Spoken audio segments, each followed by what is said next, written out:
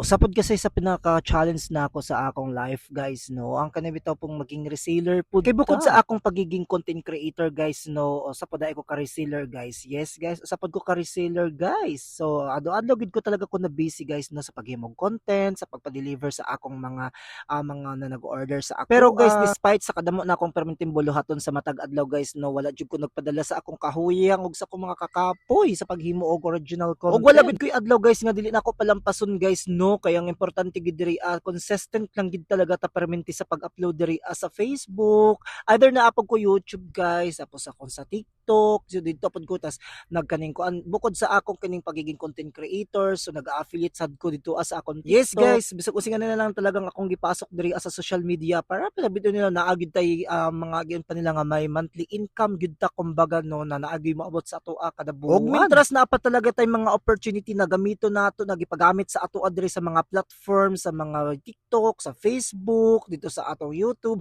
ato gina silang pakinabangan. Kay para dili nato hinayangan kay wala ba jud kalibutan sa pag-abot sa panahon o basig ma-stop na or iban na ni sa ato adre sa Pilipinas ng mga platform. So wala din nato makapakinabangan. Mintras okay pang opportunity sa ato halago gid guys, ito magpakapoy-kapoy, wala tay paluya-luya, wala dili pwede mapahuyang-huyang. Mintras mapakinabangan pag gid nato nga mga platform gas go gid diri guys no, ipaglaban jud nato ang nararapat. Char! O bitaw guys no, o nga lang gid ko guys no.